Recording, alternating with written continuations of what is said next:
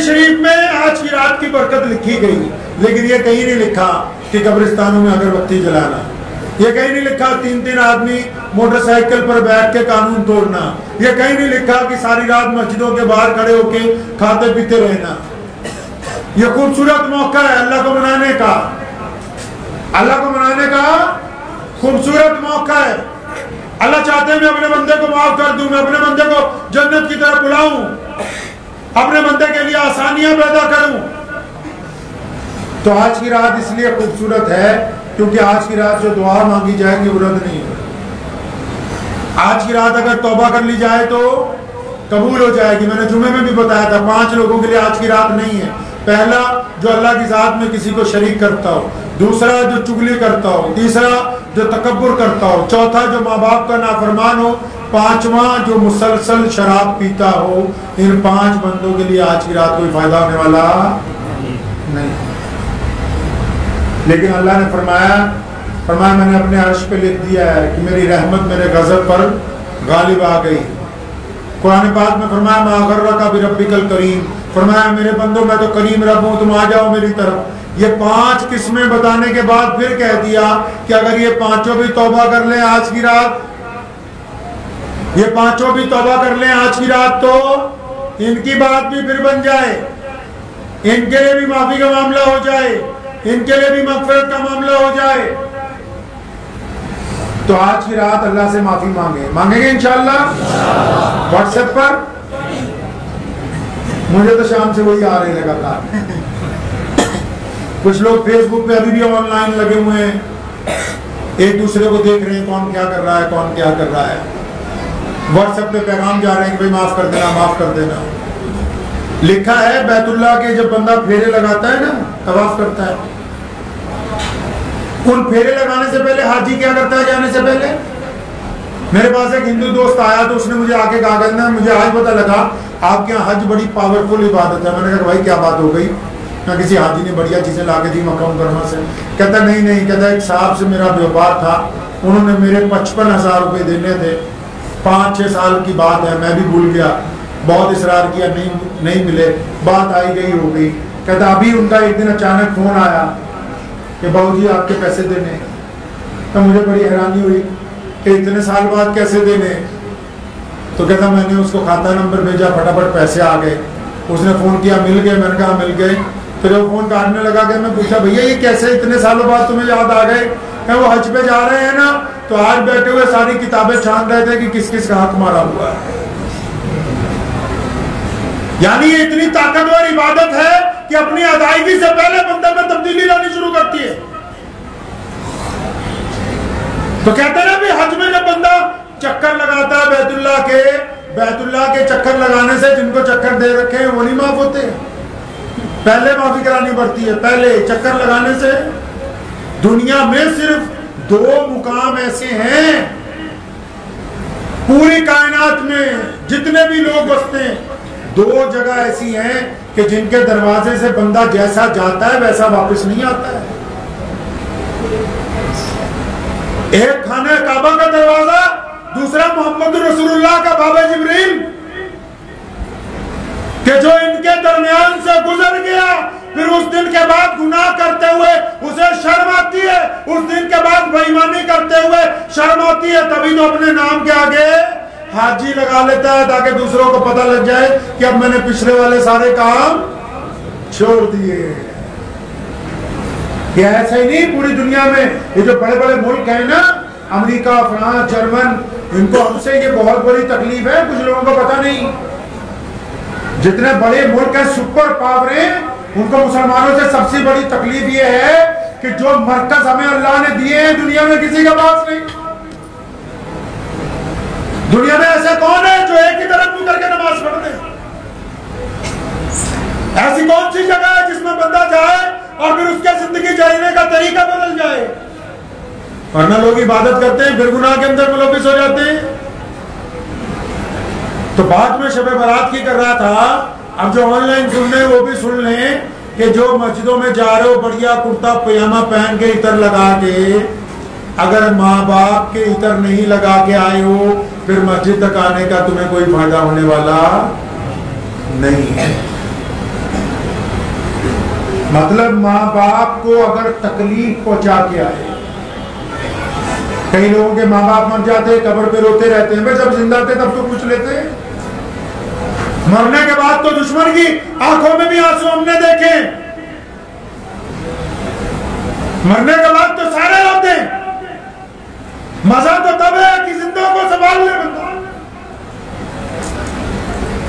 अब जिसने माँ बाप की कदर की ना हो जिंदगी में, वो भी कहता नहीं शबे बारात मनाने जामा मस्जिद पहुंचेंगे, आराम से पूरी दुआ में शामिल होके आएंगे, वो दुआ मुंह पे मार दी जाएगी वापिस बैरन।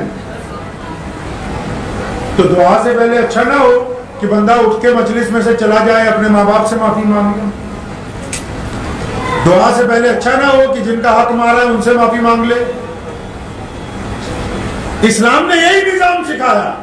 लोगों ने इबादत को सिर्फ मजहब समझा, मोहम्मद रसूलुल्लाह ने मजहब को माशरा बना दिया, माशरा समाज बना दिया, और फिर ऐसा खूबसूरत समाज बनाया कि हम जैसे गिरे हुए लोग जो कल तक इस मुल्क में कोई वजूद नहीं रखते थे, जिनकी तारीख अगर सदियों पहले उठा ली जाए तो कोई हमारी हैसियत नजर नहीं आती, तो रसूलुल्लाह ने हमारे सर पर इज्जत रख दी, मोहम्मद रसूलुल्लाह। तो ये क्या जरूरी नहीं है हमें कि हम भी नमाज के लिए इस बात को आज की रात जरूरी समझें कि अगर हमने किसी का हक मारा है तो उस हकदार से माफी मांग लेनी चाहिए। मांग लेंगे इंशाअल्लाह। वो बंदा दूर हो, अगर जिससे माफी मांगनी हो तो फोन करके भी मांग सकता है। फोन पे शर्म आती हो तो इंडिविजुअल व्हाट्सएप का मैसेज करके भी, जिस तरह फेसबुक पे फालतू औरतों की आइडिया देख देख के मैसेज करके पूछते रहते हो कि शायद इधर से जवाब आ जाए उधर से आ जाए, उनको ब्लॉक करके भी तौबा की जा सकती है। ऐसे गुनाहों को छोड़ के भी अल्लाह को राजी किया जा सकता है जिन पे अल्लाह कहते हैं कि मैं राजी हूं। हम लोग पता कौन सा इस्लाम चाहते हैं जो आजकल हमारे यहाँ सिस्टम चल रहा है हमारे देश में, अगर बढ़िया नाज बनने वाला हो, नमाज आपा भी नहीं पढ़ी थे, पढ़ के भी नहीं आया, माशाअल्लाह सुभान अल्लाह कह के हर 5 मिनट बाद 50 रुपए इसको, दाढ़ी चाहे उसकी शरी हो चाहे ना हो, रसूलुल्लाह के हुक्म के मुताबिक पायजामा चाहे टुकनों से ऊंचा हो या ना हो, दुरूद शरीफ चाहे सही बनना आता हो चाहे ना आता हो, चाहे वो नाथ खां भी अपने घर में माँ बाप का बेईमान हो, उससे कोई लेना देना नहीं है। और कुछ नहीं तो मौलवी साहब के पास आ जाते हैं, मस्जिद में 10 बच्चे दे दो कुरान पढ़ा दो, वो खुद नहीं कुरान पढ़ते, तुम्हें समझा किसने दिया कि लोगों के बच्चे जाके तुम्हारे लिए, किसी का बच्चा अपना बच्चा बनता है? हाँ? जितने मदरसों के बच्चे होते हैं, हमारे किसी मदरसे के बच्चे को अलग बिठा के बोला जहाँ कुरान पढ़ने जाते हो कितनी देर में पारा हो जाए, 10 मिनट में पारा पढ़ते हैं पूरा। इधर से शुरू करना है, हमें पता है। ये जितने तुमने घोंसले तैयार किए हैं ना, जिनको बुलाते हो, अगलों को भी पता है कि बस अंदर चौधरी साहब दिन बेगम देख बना रही है, मुल्ला दीदा खत्म शरीफ, बकरे छतरे हजम शरीफ, मुल्ला जी तशरीफ ले आए, चौड़े होके बह गए ने, आज खत्म तो आया जाना है, घर बाबे हो रही कह गए ने। इस्लाम को कहां से आप कहां ले गए, अंदाजा लगाएं। रसूलुल्लाह ने तो आपको इज्जतदार बनाया। माशरा ये चाहता है, गैर मुस्लिम ये चाहते हैं कि हम किसी अच्छे मुसलमान से मिलें, और ये कहते हैं नहीं हम तो बस 50 रुपए वाले हैं, मस्जिद में दे आएंगे तो बस हमारी मुसलमानी पूरी हो गई। इस्लाम अगर दौलत से बिकने लगता तो दुनिया के सारे रईस आज शेखुल हदीस बनकर बैठ जाते हैं। इस्लाम को अगर पैसों से खरीदा जा सकता तो दुनिया के सारे चौधरी कहते कि हमें हमारे नाम के आगे शाही इमाम लगा दो, भाई हम ही बन जाएंगे, बस हम ही सिर पर टोपी लगा लेते हैं। मुसलमान बनना आसान नहीं है, बेईमानी छोड़नी पड़ती है। मोहम्मद रसूलुल्लाह का दीवाना अपने आप को कहलवाना हो तो रसूलुल्लाह के कहने के मुताबिक चलना पड़ता है। एक साहबी रसूल सल्लल्लाहु अलैहि वसल्लम है, नाम मेरा इस वक्त ज़हन में नहीं आ रहा, गली में चले हुए जा रहे, एक बड़ी खूबसूरत खातून गली में खड़ी है अपने दरवाजे पर, उसकी तरफ निगाह गई, दिल में बुरा ख्याल आया, 4 कदम आगे बढ़े, सुनो ये वाकया, क्योंकि तुम्हारे पास तो सुनने के लिए टाइम नहीं है, हमारे पास आप मौलवी सारे उइयो बुलाए होंगे बाहरों, जरा शोर मचाते रहना बस फजर तक, और कुछ नहीं चाहिए। साहबी रसूल गुजरे, एक औरत को देखा, गैर मुस्लिम है, पर्दा नहीं किया हुआ, बहुत खूबसूरत है, उसके शक्ल को देखा, उसको देखा तो दिल में बुरा ख्याल आया। 4 कदम अभी आगे बढ़े तो आंखों से आंसू जारी हो गए। अपने आप को कहते हैं कि रसूलुल्लाह ने तो हुक्म दिया है कि किसी गैर की बेटी को गंदी निगाह से नहीं देखना। अब कदम रुक नहीं रहे, आंखों से आंसू जारी हैं और घर कहीं और है, लेकिन चलते ही जा रहे हैं, चलते ही जा रहे हैं, रो रहे हैं, चलते जा रहे हैं। चलते चलते मदीना मुनव्वरा से बाहर निकल गए, चलते ही जा रहे हैं, चलते ही जा रहे हैं, कई मील चले गए, जंगल आ गया। जंगल में जाकर चुपका सांस लिया, बैठ गए, फिर ज़ारो कतार रो रहे हैं। नमाज का वक्त होता है, नमाज पढ़ते हैं, इस्तग़फ़ार करते हैं, रोते ही रहते हैं। किस बात पे रो रहा है बंदा? अभी डांटा नहीं है किसी ने। इन नौजवानों को सुना रहा हूं, अभी डांटा नहीं है, अभी किसी को पता नहीं लगा। जिस तरह तुम करते हो भी चुपके से देख लेते, इसको पता तो नहीं लग रहा। अभी किसी को पता नहीं लगा कि हुआ क्या है।